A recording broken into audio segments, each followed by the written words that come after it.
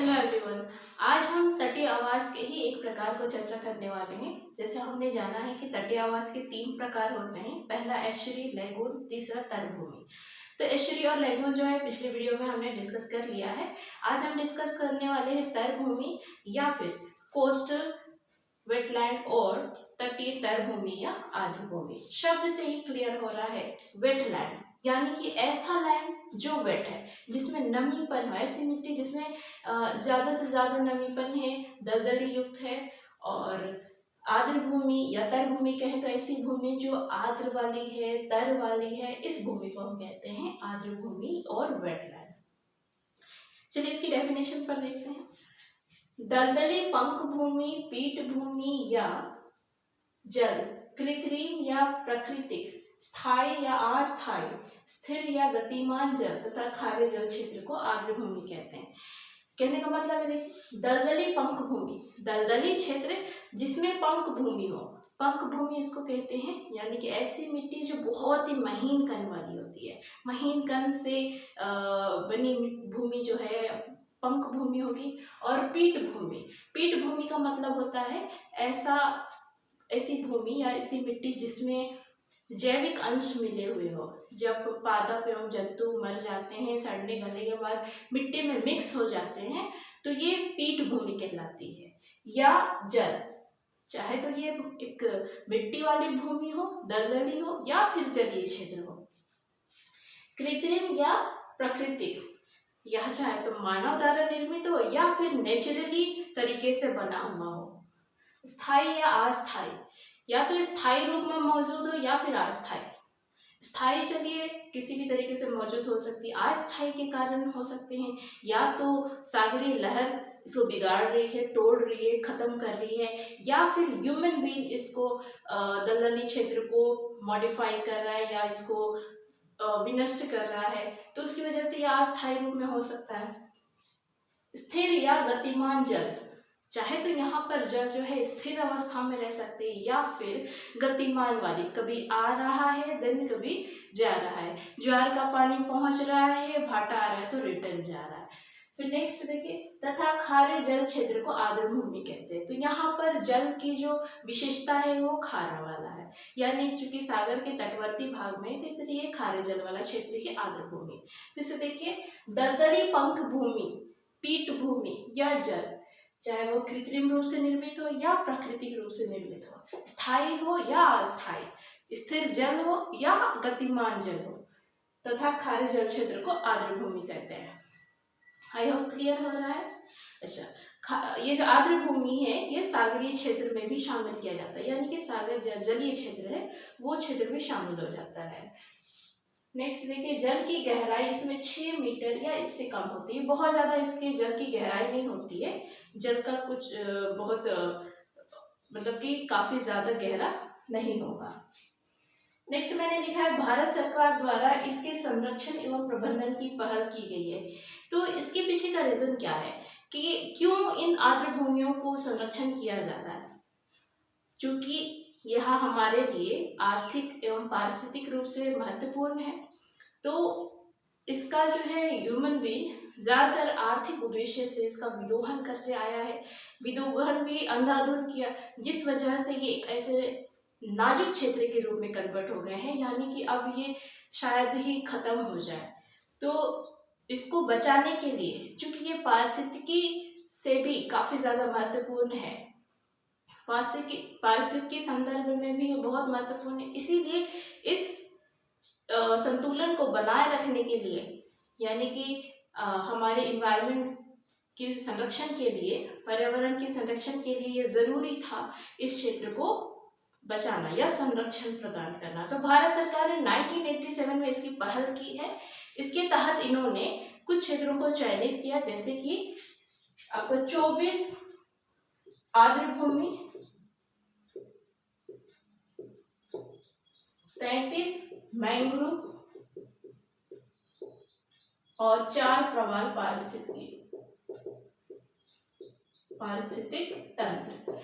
24 आर्द्रभूमि, 33 mangrove और 4 प्रवाल पारिस्थितिक तंत्रों को इन्होंने चयनित किया और उसके संरक्षण एवं प्रबंधन पर काम कर लिए। तो इस पे ये किस तरीके से काम करेंगे? सबसे पहले तो इस क्षेत्र का सर्वेक्षण करेंगे, सर्वेक्षण करके इस जगह का सीमांकन करेंगे और सीमांकन करने के बाद यहाँ पर देखेंगे कि किस तरीके से ये विनष्ट हो गया, तो फिर उसको पुनर्स्थापन किया जाएगा।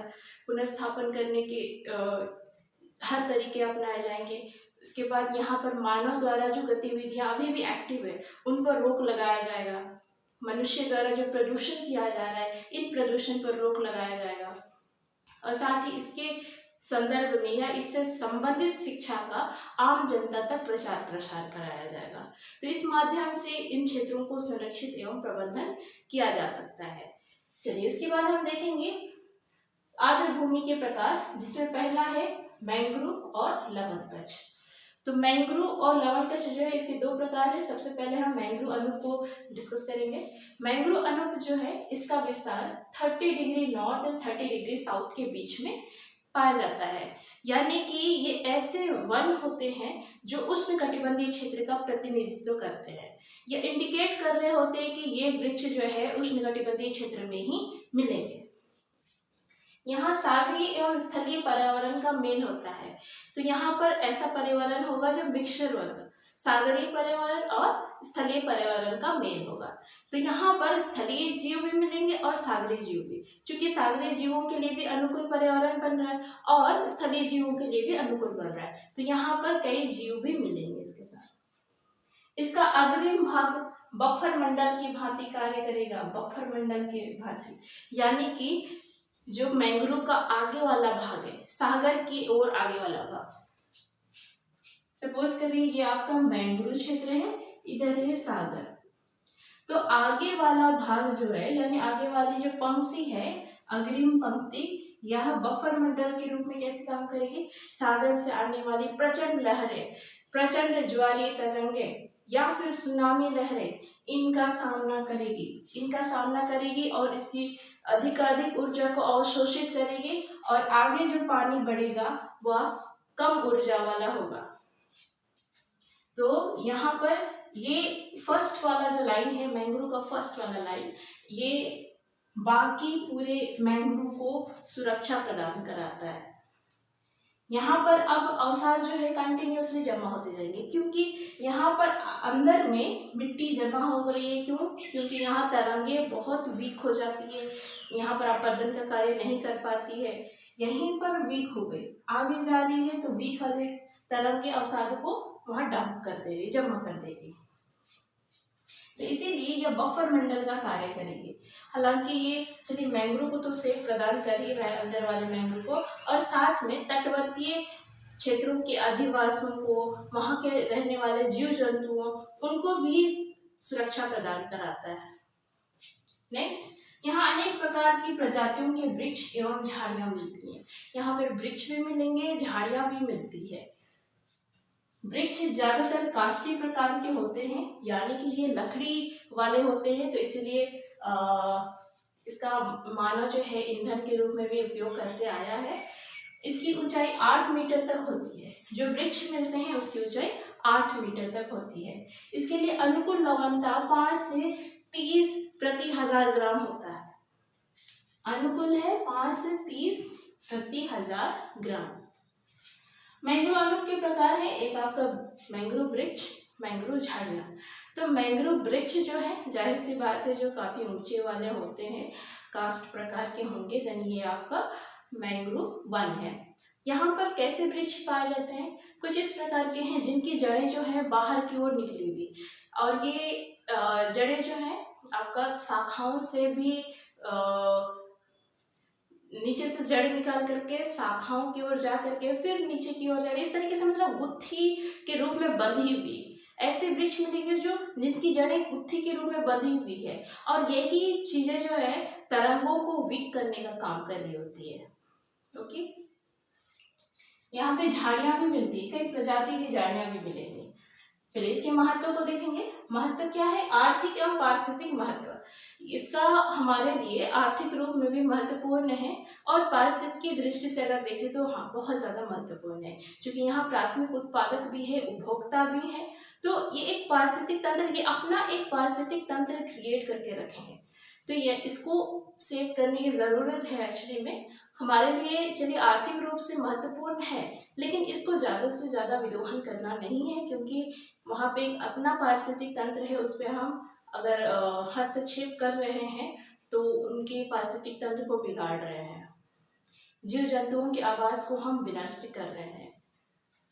नेक्स्ट है स्थलीय जीव एवं सागरीय जीवों को आश्रय प्रदान करता है। देखिए ये एक तो आपको कह रहे थे कि यहाँ पर सागरीय और स्थलीय पर्यावरण का मेल होता है, तो यहाँ पे सागरीय जीव भी मिलेंगे और सागरीय स्थलीय जीव भी मिलेंगे। जैसे कि स्थलीय जीवों में बंदर है, पक्षियाँ हैं, इधर आपका टाइगर है, या बहुत सारे और भी जीव। उसके साथ ही आपका सागरीय जीव, सागरीय जीव में जैसे यहाँ मछलियाँ मिलेंगी, घोंघा, केकड़ा एक्सेट्रा।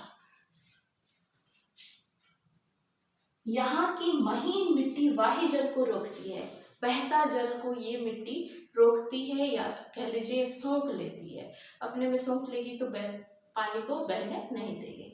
नेक्स्ट है तटीय क्षेत्र एवं मैंग्रोव के जंतुओं के लिए रक्षा कवच। क्योंकि मैंने आपको बताया कि यह सुनामी लहरों, प्रचंड तरंगों को झेलती है।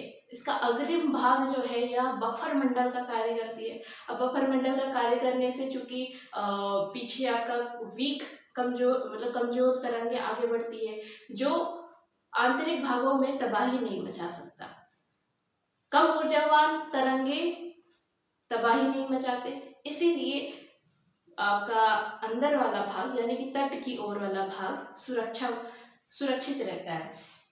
तो ये तटीय क्षेत्र को सुरक्षित कर रहा है, मैंग्रोव के जंतुओं के लिए रक्षा कवच का काम कर रहा है। आसानी से यहाँ के जीव यहाँ अपना सरवाइव कर सकते हैं। नेक्स्ट है तटवर्तीय भागों में मृदा अपरदन में कमी। तो यहाँ पे चूंकि पहले कह दिए बफर मंडल है, तो तटवर्ती क्षेत्र में जो मिट्टी का अपरदन है नहीं हो पाएगा। लेकिन इसके अपोजिट यहाँ पर क्या हो रहा होता है, सागरीय अवसाद यहाँ जमा हो रहे होते हैं, अपरदन उतना नहीं हो पाएगा, अवसादों का जमा ज्यादा से ज्यादा हो रहा है। चलिए इसके बाद हम देखेंगे भारत का जो सुंदरवन मैंग्रोव वन है, उस पर हम डिस्कस करते हैं। ये हमारे भारत एवं बांग्लादेश में फैले बंगाल की खाड़ी के मुहाने पर स्थित द्वीप समूह में पाया जाता है। ये सुंदरवन कहाँ मिलेगा? भारत और बांग्लादेश के बंगाल की खाड़ी के मुहाने पर बहुत सारे द्वीप हैं। कितने द्वीप हैं? लगभग 104 द्वीप है। 104 द्वीपों में ये पूरे वन फैले हुए हैं। सुंदरी वृक्ष की प्रधानता है, सुंदरवन में सुंदरी वृक्ष मिलेंगे। ये मैंग्रोव वन वैसे ही होंगे जिसकी जड़ें बाहर की ओर निकली हुई एक गुत्थी के रूप में फैले हुए। नेक्स्ट है इसका क्षेत्रफल 9630 किलोमीटर स्क्वायर है। लगभग 10,000 किलोमीटर स्क्वायर में यह क्षेत्र फैला हुआ है। यह विश्व धरोहर स्थल भी है। यूनेस्को द्वारा इसको विश्व धरोहर स्थल के रूप में कहा गया। जीव जंतुओं की लगभग 2087 प्रजातियां हैं। लगभग 2500 प्रजातियां जीव जंतुओं की यहाँ मिलेगी। तो सुंदरवन जो है विश्व के सबसे बड़े मैंग्रोव वनों में से एक है, जो हमारे भारत और बांग्लादेश के बंगाल की खाड़ी पर द्वीप समूहों में मिलते हैं। यहाँ पे सुंदरी वृक्ष मिलते हैं और यह काफी बड़े एरिया में फैला हुआ है और इसे विश्व धरोहर स्थल भी माना गया है।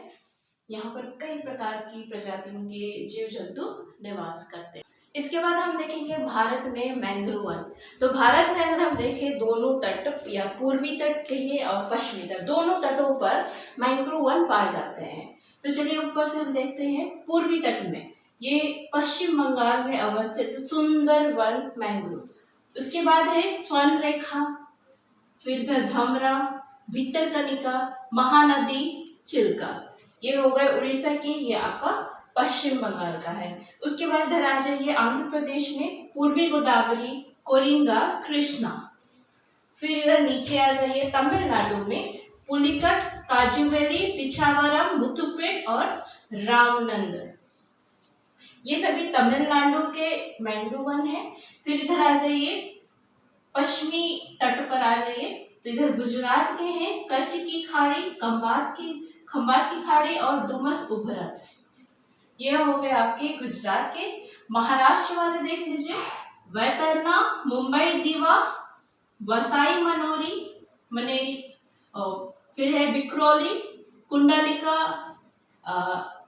खेदाना, श्रीवर्धना, वेल्डूर, अचरा रतनगिरी, देवगढ़ विजय, मालवन, ये है कंप्लीट यहाँ तक, मालवन तक। जैसे वैतरणी, मुंबई दीवा, विक्रोली, श्रीवर्धना, अचरा रतनगिरी, मालवन। इधर है वसाई मनोरी, कुंडलिका, खेदाना, वेल्लूर, देवगढ़, विजय दुर्ग, ये कंप्लीट है महाराष्ट्र के। उसके बाद इधर गोवा का है गोवा। फिर इधर कर्नाटक में आ जाइए, कारवार, होनावर, कुंडापुर, मंगलाउर वन, ये मैंग्रोव है यहाँ पे, कारवार, कुंडापुर, मंगलाउर वन और होनावर।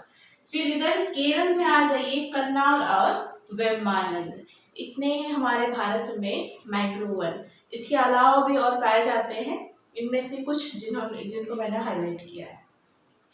उसके बाद हम नेक्स्ट टॉपिक पर आते हैं, तलभूमि का ही दूसरा प्रकार, लवण कच्छ।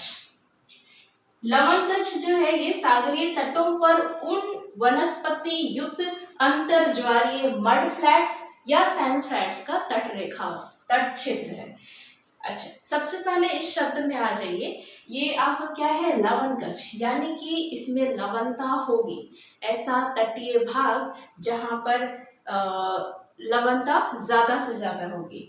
तो यहाँ पे देखिए, सागरीय तटों पर, सागर का जो तट है उसमें क्या है, वनस्पति युक्त है, ये वनस्पति से युक्त होता है। और ये अंतर्ज्वारीय क्षेत्र, यानी कि निम्न ज्वार और उच्च ज्वार के बीच वाला क्षेत्र है, जहां पर मड फ्लैट्स या सैंड फ्लैट्स का तट क्षेत्र है। ये आपका मड फ्लैट यानी कि मिट्टी का समतल भूमि और रेत का समतल भूमि का तटवर्तीय क्षेत्र जो है लवण कच्छ कहलाता है। कहने का मतलब क्या हुआ, ये कहाँ मिलता है, तटवर्ती क्षेत्रों में, जहां पर मड फ्लैट्स और सैंड फ्लैट्स है उसके तटवर्ती भाग में, यहाँ पर वनस्पति युक्त होता है, ये अंतर्ज्वारीय क्षेत्र होता है, इसको लवण कच्छ कहा जाता है। इसमें नमक की मात्रा ज्यादा होती है, नमक की मात्रा इसमें ज्यादा होगी। यह क्षेत्र ज्वार में जल प्लवन होता है और भाटा में जल रहित, यानी कि ज्वार का पानी आएगा तो ये पूरा क्षेत्र जलमग्न हो जाता है, जब भाटा आएगा तो पूरा पानी सागर की ओर चला जाएगा, देन जल रहित हो जाएगा। ज्वारीय परिसर ज्यादा होती है परंतु ऊर्जा कम। ज्वार की लहर की जो ऊंचाई है वो बहुत ही मतलब कि ज्यादा है, लेकिन उसकी ऊर्जा कम होती है। तो अगर कभी भी तरंगों की यानी ज्वारीय ऊर्जा, ठीक है, ज्वारीय ऊर्जा मान के चलिए बहुत ज्यादा है, तो इस कंडीशन में लवण कच्छ नहीं बन पाते हैं, यानी कि वो इसको डिस्ट्रॉय कर देता है। यहाँ पे सेडिमेंट्स का जमा होना चाहिए, अगर सेडिमेंट्स को यहाँ से उठा के सागर की ओर ले जाएगा तो यहाँ पे लवण कच्छ नहीं बनने वाले। हालांकि पानी काफी ऊंचा, लहर ऊंचा होना चाहिए ताकि लवण कच्छ में पहुंचे, लेकिन ज्यादा शक्तिशाली वाली नहीं होनी चाहिए। यानी कि जहाँ कहीं भी ज्वारीय तरंगे काफी ज्यादा प्रबल होती है वहां पर लवण कच्छ नहीं बनते हैं। और एस्चुरी के तट पर भी लवण कच्छ बन सकते हैं, ये बन सकते हैं, लेकिन उसके लिए भी क्या होना चाहिए, एस्चुरी वाले क्षेत्र में ज्वारीय तरंगे प्रबल ना हो। अगर वहां पे ज्वारीय तरंगे प्रबल नहीं होती है तो लवण कच्छ पाए जाएंगे। फिर नेक्स्ट है, इसका पर्यावरण सागरीय जीव के लिए अनुकूल नहीं होता है। यह क्षेत्र सागरीय जीव के लिए अनुकूल नहीं होता है, यानी कि यहाँ कठोर पर्यावरण मिलता है, नमक की मात्रा बहुत ज्यादा होती है, लेकिन भी वनस्पतियों की भरमार होती है। कठोर पर्यावरण में भी ऐसी वनस्पति वहां पनप गई है जो सरवाइव कर सकती है, उस नमक की मात्रा को सहन कर सकती है। कभी वह क्षेत्र जलमग्न होता है तो कभी जल रहित होता है, तो उस क्षेत्र को सहन करने वाली वनस्पति की भरमार हो गई है। स्पार्टिना घास की प्रजाति की भरमार होती है। स्पार्टिना एक प्रजाति है घास की। इस प्रकार की प्रजाति वाले घास की सबसे ज्यादा यहाँ भरमार है। जीवी दृष्टि से महत्वपूर्ण उत्पादक प्राकृतिक पारिस्थितिक तंत्र है। जीव की दृष्टि से अगर देखें तो ये एक महत्वपूर्ण प्राथमिक उत्पादक पारिस्थितिक तंत्र है। यानी कि यहाँ पे जीव विशेष रूप से नहीं मिल रहे हैं, लेकिन यहाँ वनस्पति की भरमार है। वनस्पति जो है वो क्या करेगी, उत्पादक का काम करेगी, इसीलिए यह उत्पादक महत्वपूर्ण उत्पादक प्राकृतिक पारिस्थितिक तंत्र है। इसके प्रकार पर चर्चा करें तो इसके प्रकार जो है दो प्रकार के हैं, निम्न ऊंचाई वाले लवण कक्ष, दूसरे है ऊंचे लवण कक्ष। तट से हम देखें, मान के चलिए ये आपका सपोज इधर आपका सागर है, ये पोर्शन दिखाना चाह रहे हैं, इधर वाले क्या है, हाइट है। तो इसमें देखिए निम्न ऊंचाई वाला, जाहिर सी बात है निम्न ऊंचाई वाला ऊंचे ऊंचाई वाला उसकी जिसकी ज्यादा हाइट है। ओके, निम्न ऊंचाई वाले जो लवण कक्ष है ये आपका तटवर्तीय क्षेत्र पे यानी कि सागर की ओर वाला भाग जो निम्न हाइट वाला है, हालांकि यह भी अंतर ज्वारीय क्षेत्र के अंतर्गत आएगा। निम्न ज्वार और उच्च ज्वार के बीच वाला ही क्षेत्र जहां पर ज्वार आने से जल प्लवन होता है, भाटा आने से जल रहित हो जाता है। तो यहाँ पर मुख्यतः घासें मिलेंगी, स्पार्टिना और अल्टरनी